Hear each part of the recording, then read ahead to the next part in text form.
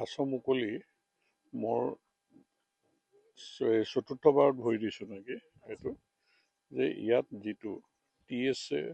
যেনেধৰণে NGOটিয়ে এই মহান কাম কৰিছে আৰু আমাৰ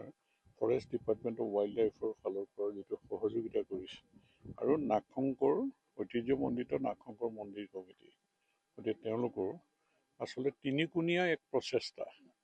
আৰু কাছৰ সংৰক্ষণ কিয় কৰিব লাগে সেই কথাত তেওঁলোকে যিটো এৱাৰনেছ কৰি আছে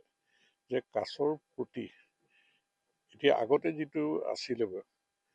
আজি 20 বছৰ আগতে 25 বছৰ আগতে যেনেকুৱা আছিলে যে কাছ পালেই মানুহে খাব লাগে মানে এইটো এটা মানুহৰ ধাৰণা আছিলে কিন্তু এতিয়া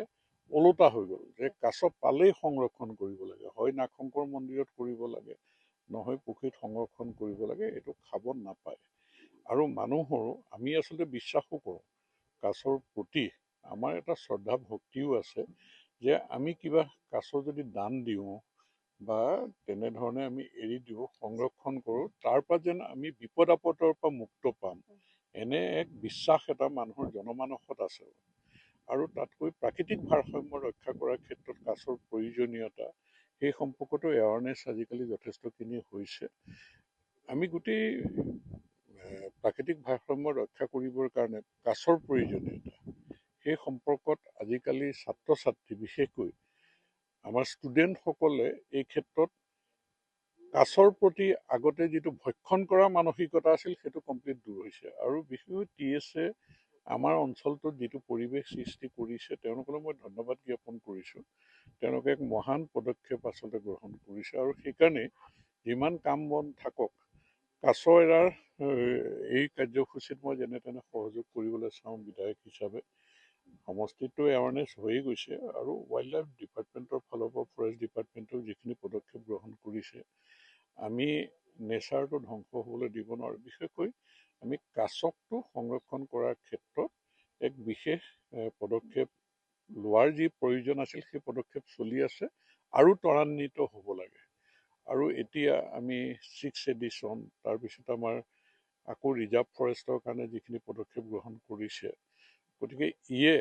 মানুহ জীয়াই থাকিবৰ কাৰণে আমি প্ৰাকৃতিক ভাৰসাম্য ৰক্ষা কৰিবই লাগিব এই সজাগতাটো আমি কাছৰ লগতে এই কথাখিনিও আমি ফৰেষ্ট ডিপাৰ্টমেণ্টেও যথেষ্টখিনি পদক্ষেপ গ্ৰহণ কৰিছে চৰকাৰে বৰ্তমান আমাৰ মুখ্যমন্ত্ৰী ডাঙৰীয়াও এইখন অসমত বনাঞ্চল সংৰক্ষণ কৰিবৰ কাৰণে ন' কম্প্ৰমাইজ